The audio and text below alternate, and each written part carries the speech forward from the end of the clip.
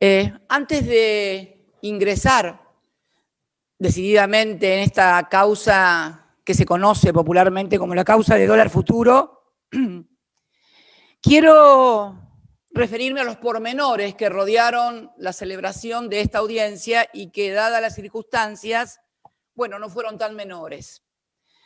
Yo le había indicado a mi abogado, el doctor Veraldi, que pidiera que en la audiencia ante casación pudiéramos hacerla, yo pudiera ir presencialmente ante el tribunal a hablar sobre esta causa y sobre esta cuestión. En la comprensión que los juicios orales, la oralidad en materia penal, implican derechos y garantías también para los acusados. Si se me permite leer un poco el tema de la presencialidad, Mayer sostenía que el principio de inmediación, o sea, que estemos presentes en el tribunal, resulta ser la base del juicio oral y público, entendiéndose como la forma de conseguir un debate transparente propio de las sociedades democráticas en el que las partes se ven las caras y quienes deciden dar el litigio dan la cara.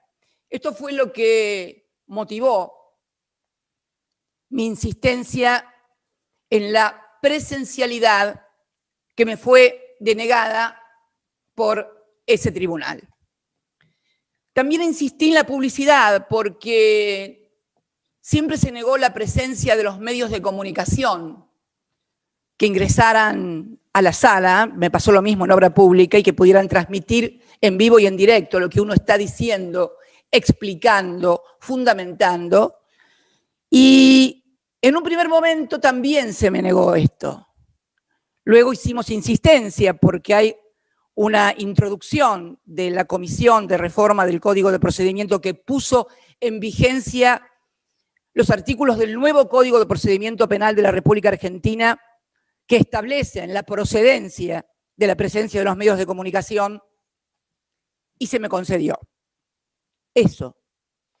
Pero antes de todo eso, cuando simplemente había pedido esta audiencia y que se fijara fecha para poder participar yo, se estableció que la fecha de mi participación, y calculo que la del resto también, iba a ser el 1 de marzo de este año.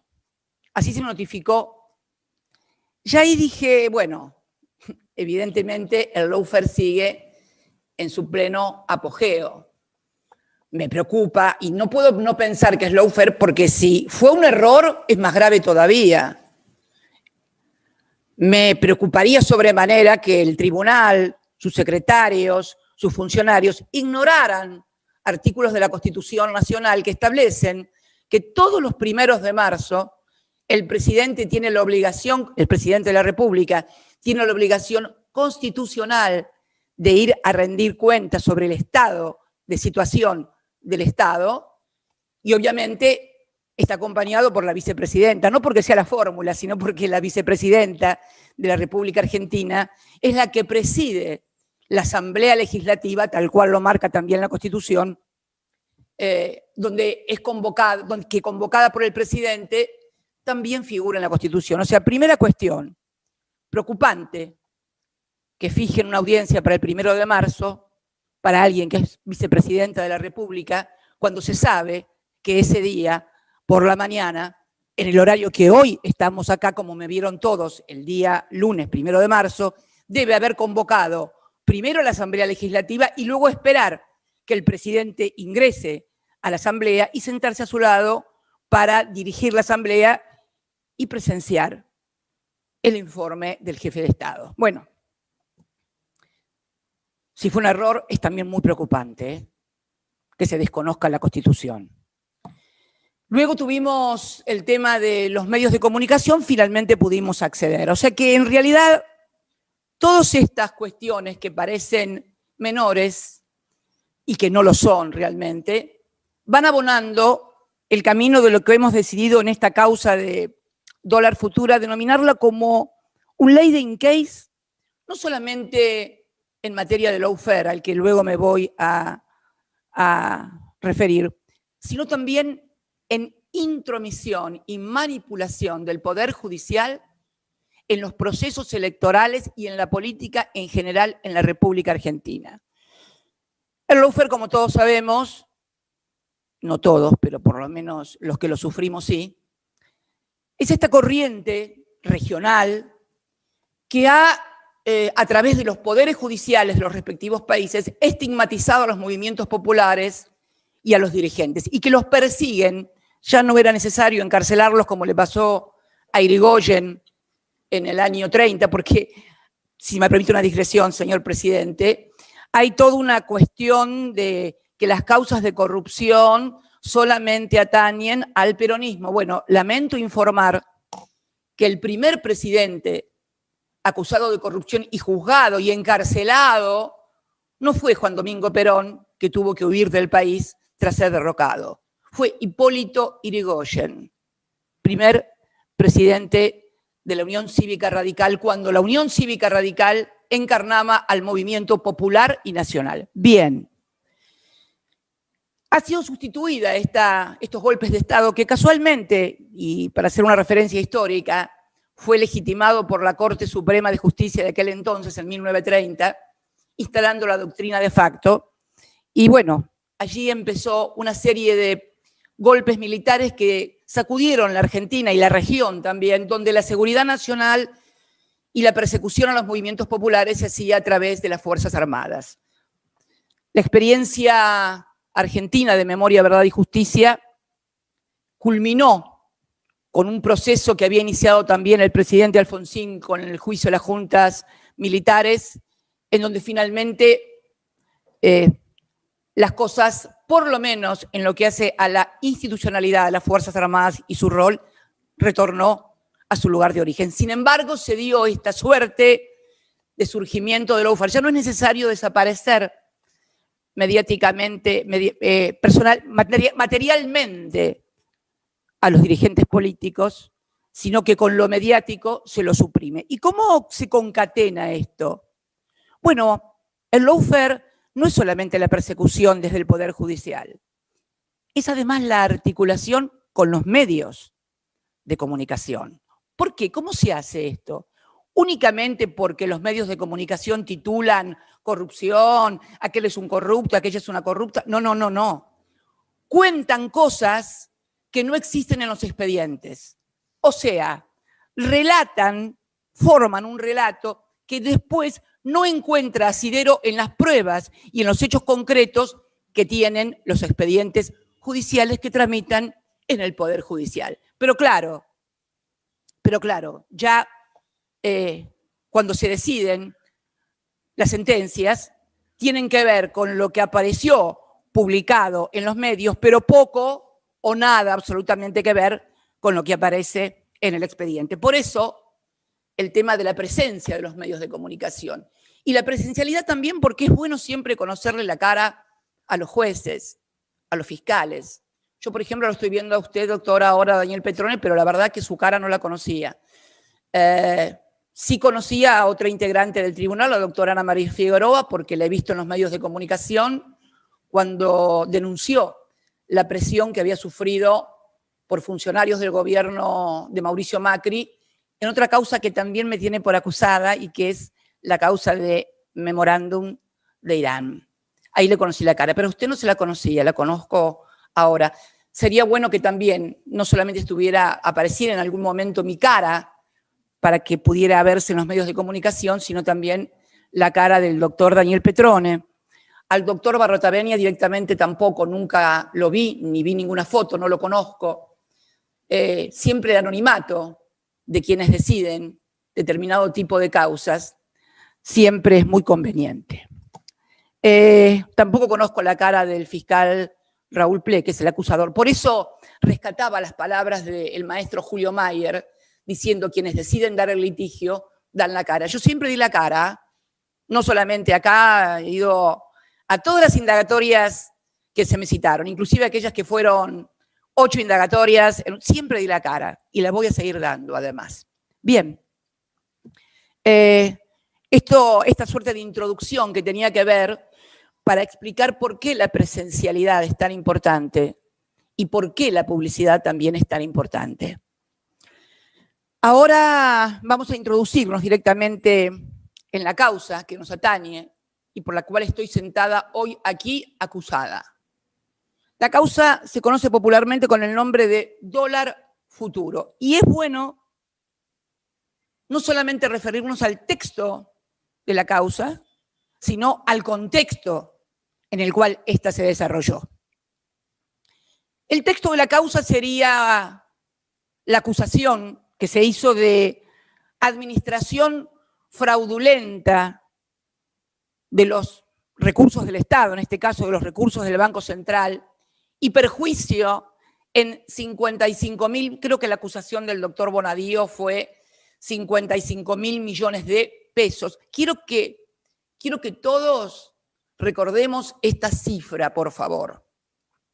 Se nos acusó de hacerle perder al Estado Nacional o al Banco Central 55.000 millones de pesos. Reitero, 55.000 millones de pesos. Bien, ¿cómo se inicia y cuándo se inicia esta causa? Esta causa se inicia por una denuncia del entonces presidente del bloque de la Unión Cívica Radical de Diputados, Mario Negri, actualmente sigue siendo el diputado ya de Juntos por, presidente y diputado del bloque de Juntos por el Cambio. Y el otro denunciante fue Federico Pinedo, entonces presidente del bloque del PRO. Era la alianza de la Unión Cívica Radical con el macrismo que se presentaban a elecciones. ¿Y cuándo fue esa denuncia? Esa denuncia se produce el 30 de octubre del 2015. ¿Le suena? 30 de octubre del 2015. 5 exactos días después de la primera vuelta electoral presidencial, se renovaban autoridades presidenciales en la República Argentina. Yo estaba a cargo de la primera magistratura. Y las elecciones tuvieron lugar el domingo 25 de octubre del 2015. 5 días después, el 30 de octubre del 2015, tenemos la denuncia. ¿Y por qué es importante rememorar estas fechas? Porque en ese momento no se sabía, sí se sabía quién iba a ingresar por nuestra fuerza política, pero no se sabía si el que quedaba era Mauricio Macri, entonces jefe de gobierno de la ciudad, o Sergio Massa, que también competía por la presidencia de la República desde el Frente Renovador. Curioso, ¿no? Que 5 días después de definido que el proceso electoral se disputaba entre Daniel Scioli y Mauricio Macri, recién allí, se hace la denuncia de Mario Negri y Federico Pinedo. ¿Y qué denuncian? ¿Qué denuncian ellos? Denuncian que desde septiembre hasta octubre el Banco Central ha venido perdiendo muchos dólares, ha venido perdiendo reservas a través de un instrumento del mercado financiero, del mercado cambiario, denominado contratos de dólar futuro. ¿Qué decían? Que a través de esos contratos de dólar futuro, mi gobierno favorecía a amigos con esos contratos y ocasionaba pérdidas de dólares y de reservas. Bien, no había cifras todavía de este perjuicio, pero la figura que denunciaron públicamente y que por supuesto fue reproducida a tambor batiente por todos los medios de comunicación hegemónicos, operaciones para favorecer amigos del gobierno en materia de dólares. Ustedes saben, doctor, y ustedes saben, a todos los que nos están escuchando, el efecto de encantamiento que la palabra dólar provoca, no solamente en los agentes económicos, sino, lamentablemente, en todos los argentinos y las argentinas. Bien. ¿Dónde cae esta denuncia? Segunda parte. Se sortea en Comodoro Pi la denuncia de Mario Negri y Federico Pinedo. ¿Y dónde cae? en el inefable juzgado a cargo del entonces doctor Bonadío. El 30 de octubre, repito, fue la denuncia. ¿Qué hace el doctor Bonadío? Contexto. Íbamos a segunda vuelta. Ya estaba toda la etapa electoral, el periodo, como ninguno había alcanzado las cifras que la Constitución marca para imponerse en primera vuelta, íbamos a segunda vuelta. La segunda vuelta entre Daniel Scioli y Mauricio Macri, ¿sí? El país entero en un proceso electoral definitorio. Definitorio porque, bueno, si subían unos, no sé qué iban a hacer, si subían, bueno.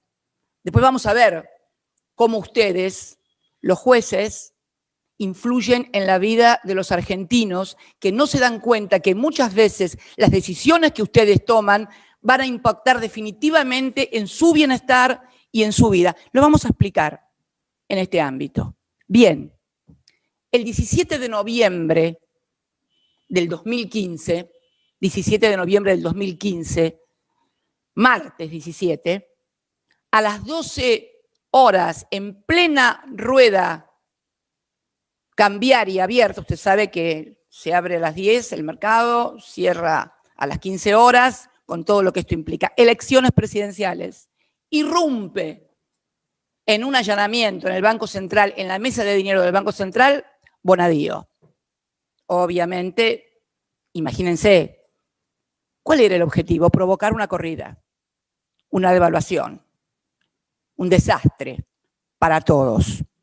El desastre iba a venir más tarde, pero bueno, eso los argentinos no podían saberlo tampoco. Allanan el 17 de noviembre. Si me permite una digresión con respecto a Bonadío y las fechas de sus allanamientos.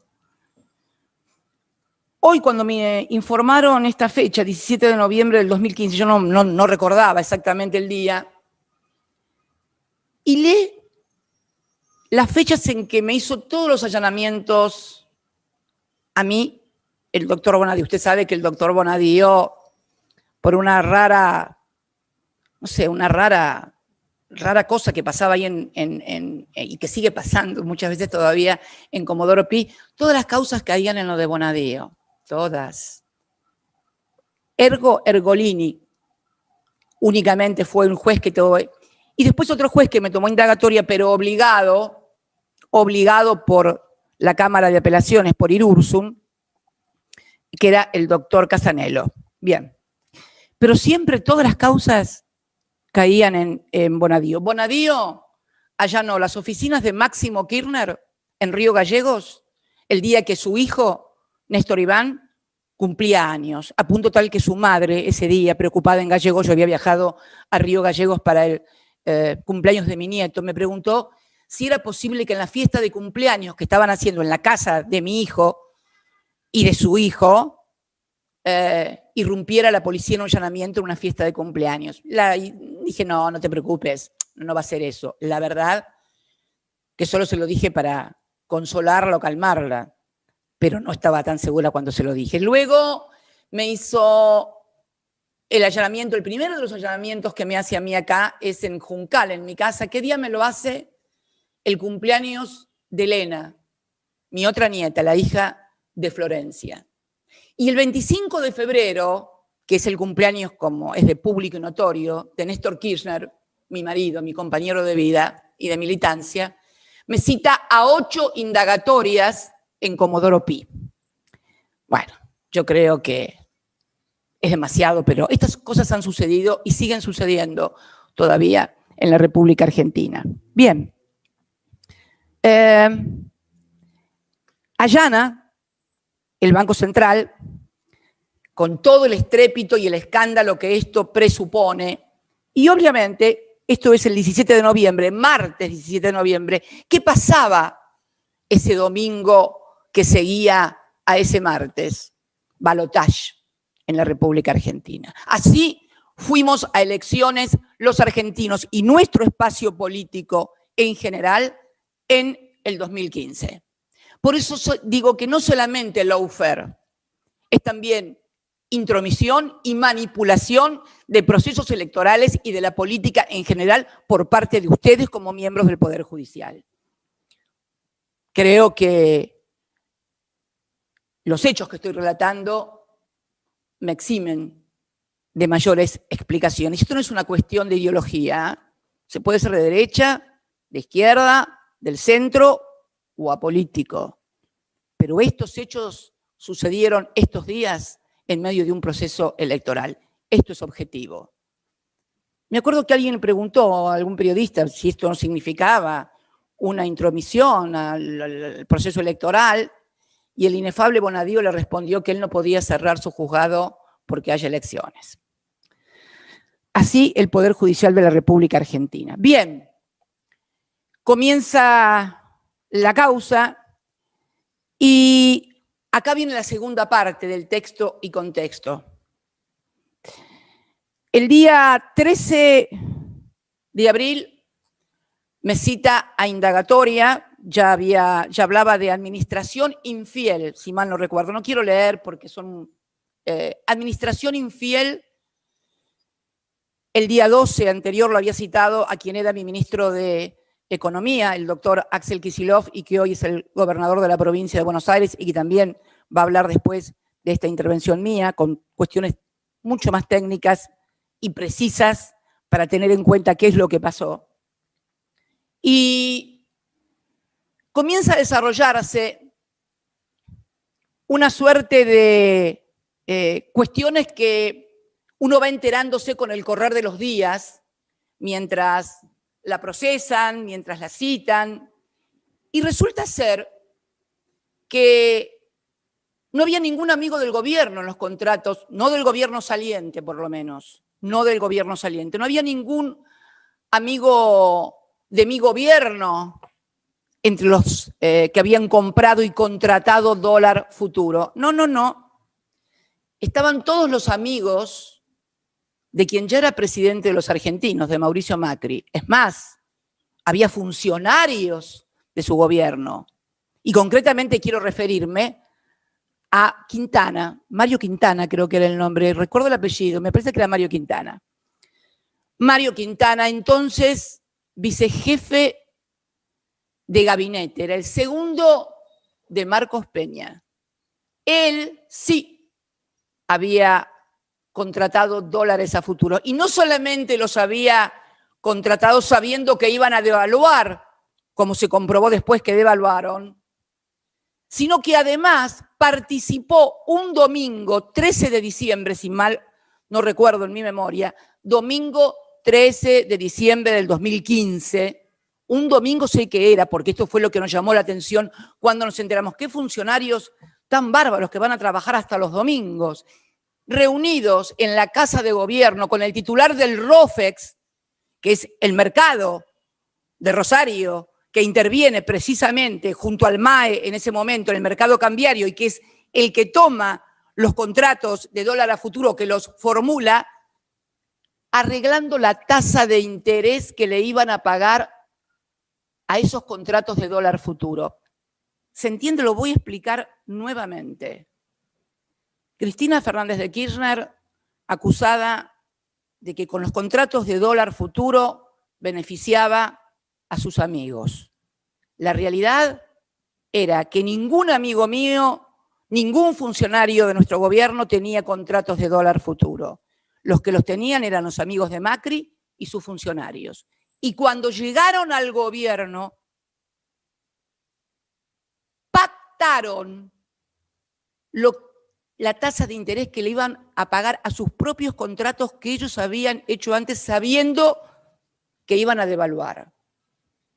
Información privilegiada, negociaciones incompatibles con los funcionarios públicos. Bueno, no sé cuántos tipos penales podrían caberle a Mario Quintana y a los funcionarios que intervinieron en esto. Sin embargo, nada de eso ocurrió. Es más, creo, por mí, corríjame, doctor Veraldi, si no es así, creo que Bonadío lo sobresee a Mario Quintana, que no había estado nunca, creo que hasta lo sobresee. Lo cierto es que llegaron al gobierno devaluaron. Ellos dijeron que no iban a devaluar, está todo escrito y está todo documentado. Devaluaron, usufructuaron la devaluación en los contratos de dólar futuro que ellos habían realizado, y los que estamos sentados acá y acusados somos nosotros, que somos los que desendeudamos al país, que somos los que le pagamos la deuda al Fondo Monetario Internacional, en fin, pero no todo termina acá. Esto estoy hablando del año 2016 y estamos en el año 2021. Recién en el año 20, recién 4 años después, se hace una pericia hecha por los peritos contables de la Suprema Corte de Justicia y se determina 4 años después, lo que se tendría que haber determinado al 10 de diciembre del 2015, que nunca hubo un perjuicio, que al contrario, que el balance del Banco Central fue positivo, que con nosotros el Banco Central acrecentó sus ganancias. Mire, podría decirle que la denuncia de que se manejaba desde el central esto era hasta técnicamente incorrecta, porque cualquier persona más o menos entendida en el mercado cambiario sabe que la pantalla del central es una pantalla ciega. Nadie sabe quién son los que hacen los contratos de dólar futuro. Nadie podía saberlo. Sin embargo, se dijo que eran amigos del poder de nosotros, que por lo que veo es un poder bastante exiguo y bastante berreta, por ser así, ¿no? Porque si somos tan poderosos, las cosas que nos han hecho y que nos han pasado, realmente terminemos con esto. El poder es un poder permanente en la Argentina, un poder económico permanente, donde primero fueron las Fuerzas Armadas y después fue el Poder Judicial, ustedes, los que siguen velando por sus intereses. En definitiva, hoy está comprobado que no hubo perjuicio, que hubo ganancias en el balance del Banco Central. Banco Central en el que tampoco ni Axel Kicillof como ministro, ni yo como presidenta tenemos ningún tipo de injerencia, por una razón de estatuto del Banco Central. El Banco Central no puede recibir órdenes de absolutamente nadie. Y además, esta teoría,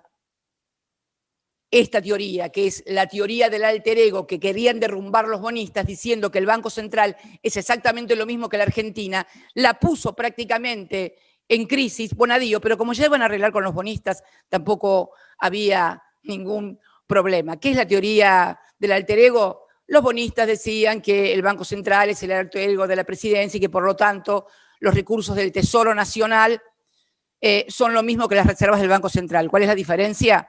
Que con las reservas del Banco Central ellos no las pueden embargar y con los fondos del Tesoro sí. Por eso es tan importante seguir diferenciando la personalidad totalmente separada del Banco Central de quien ejerce la primera magistratura del Poder Ejecutivo y de cualquier otro poder en la Argentina. Todo esto se lo pasaron Dios sabe por dónde. Nada fue aplicado. Todos los códigos fueron violados, todas las normas fueron violadas, toda la razón fue violada y seguimos hoy, 5 años después, sentados acá en el sillón de los acusados. ¿Y qué pasó en el mientras tanto en el país? Y por esto quiero hacer hincapié en lo importante que son las decisiones del Poder Judicial. Mucha gente cuando escucha hablar de lawfare y demás piensa que son cosas alejadas de los políticos, que los jueces, y en realidad la mayoría de la gente nunca accede a la justicia. Pero las decisiones que toma el Poder Judicial impactan luego directamente en la vida y en el patrimonio de las personas. Lo cierto es que nosotros, que administrábamos el tipo de cambio, que fuimos presionados muchas veces para devaluar, inclusive en este propio gobierno, lo podemos recordar que este gobierno meses atrás fue presionado y corrido literalmente para que devaluara con $1 a 200 y sin embargo pudo administrarse la crisis como tantas otras crisis que nos hicieron a nosotros durante nuestra gestión para no devaluar, porque sabemos el impacto brutal, terrible, que tiene la devaluación en la vida de la gente. Nada de eso les importó. Habían venido a eso, a devaluar. Lo hicieron y dijeron, no, no importa la devaluación. Total, el precio de la economía, de los bienes, de los servicios, está al precio del dólar blue. Minga al precio del dólar blue. El precio del dólar era 9,74 cuando yo dejé la presidencia y los bienes y servicios de la República Argentina estaban con un dólar a 9,74. Cuando el genio de las finanzas, Brad Gay, dijo que no, que estaba todo a 15 o 16 pesos, que era el precio del dólar blue, todo a los demonios.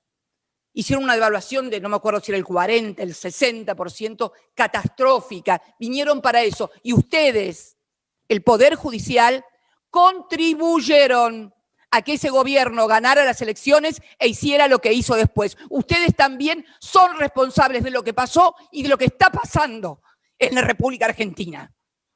Y realmente me da mucha bronca porque la que sufre es la gente. No podemos aumentar a los jubilados porque estamos endeudados hasta acá. A mí me sentaron acá diciendo que yo le había causado un perjuicio al Estado por 55.000 millones de pesos.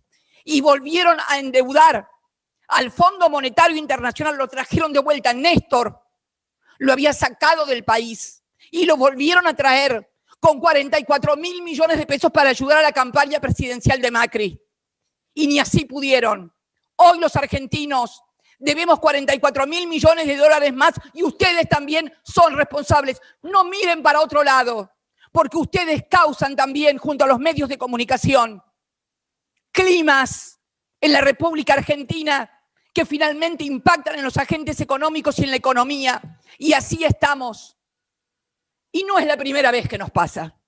Nos pasó con el megacanje. Néstor es un hijo de la crisis del 2003. Jamás hubiera llegado a presidente si no hubiera pasado lo que pasó en el 2001. ¿Y quién estaba también en ese 2001? Sturzenegger, el que era presidente del Banco Central, el que nombraron presidente del Banco Central, el devaluador que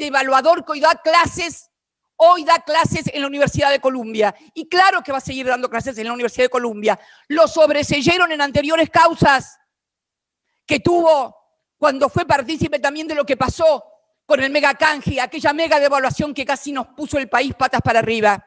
Y ustedes, usted, doctor Petrone, y usted, doctor Barretaveña, nos negaron el recurso cuando nuevamente en esta causa de dólar futuro, a raíz de las denuncias que habíamos hecho en otras dos causas, lo sobreseen. Acá tengo el sobreseimiento de Bonadío, que también lo habíamos acusado por todo lo que había hecho. Bueno, la Corte todavía tiene el recurso, está terminado, obviamente, por la muerte del juez.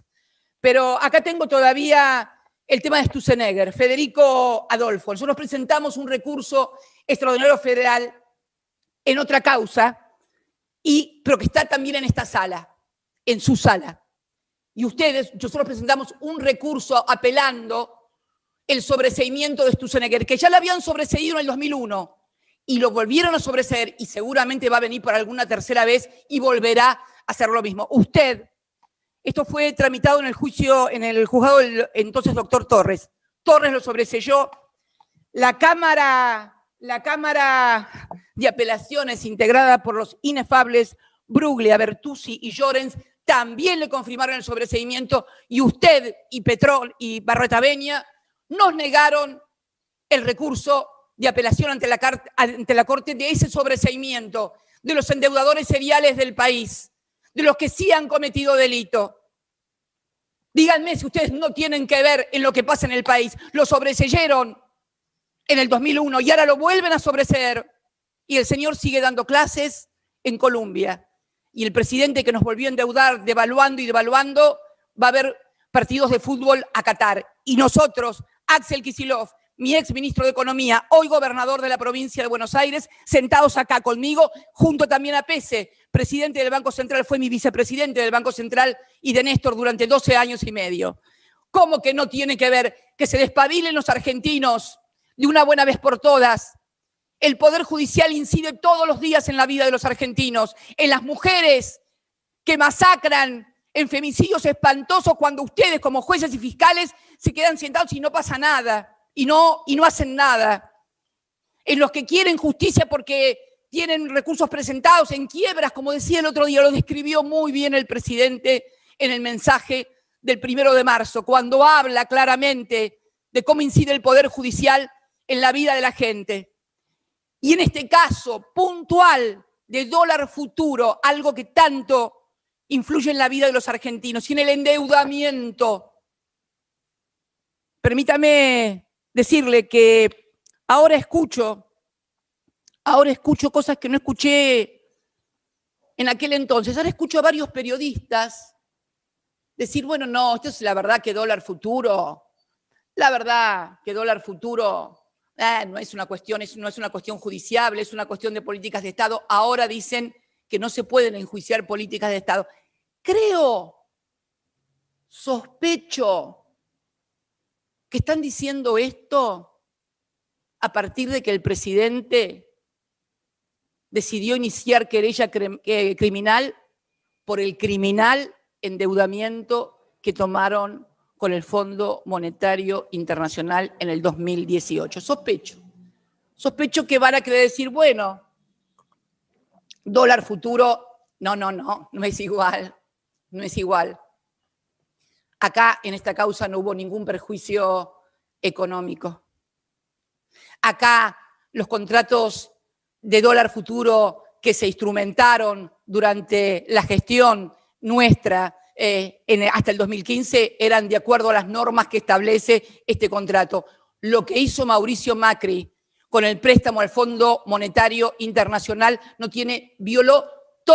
hasta violaron el estatuto del fondo, violaron todas las normas internas de la administración pública, y además afectaron los 44.000 millones de dólares, no a estabilizar la economía, al contrario, cuanto menos malversación de caudales públicos, cuanto menos incumplimiento de los deberes de funcionario público, cuanto menos, no soy leguleya, no quiero convertirme en quien juzgue, pero esto es lo que está pasando. Yo sentada acá, acusada en una causa de dólar futuro que se manipuló y se armó al calor del proceso electoral, y luego de 5 años van a ser que estamos con esta causa. Hay una pericia contable hecha por los peritos de su corte, Petrone, que dice que no hubo perjuicio, que el balance es positivo, y yo sigo sentada acá. Y el otro en Colombia dando clases, y el otro mirando partidos de fútbol en Qatar. Y usted quiere convencerme a mí, a los argentinos, que hay justicia en este país y que hay un poder judicial en serio. Por favor,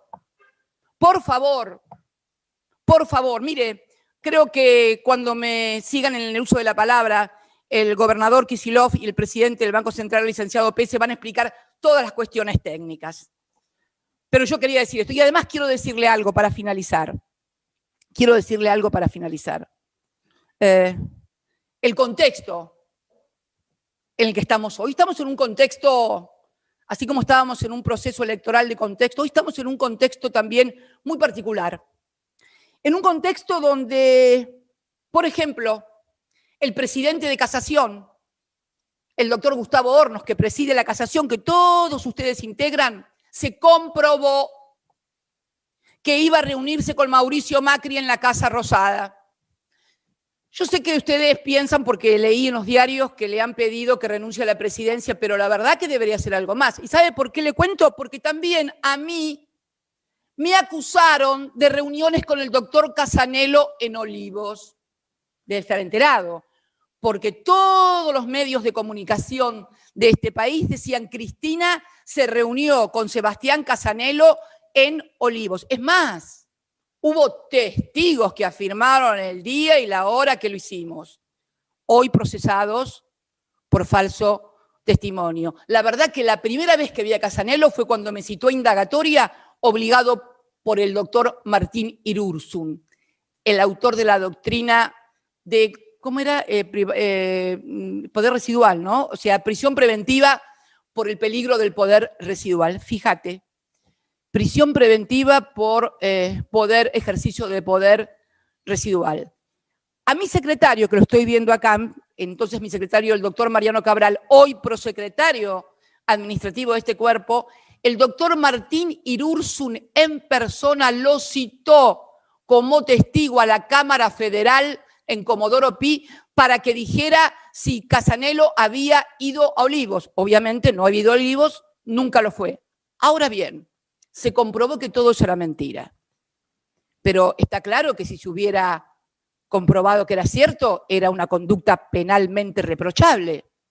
Porque si fuera solamente una cuestión de ética o de maneras, nadie cita a dar testimonio en una Cámara Federal Penal por una cuestión ética o de valores o de estilo. Es porque se presume que si alguien tiene que declarar sobre un hecho, ese hecho es penalmente reprochable. No creo que ustedes pierdan el tiempo haciendo audiencias testimoniales para condenar a alguien éticamente.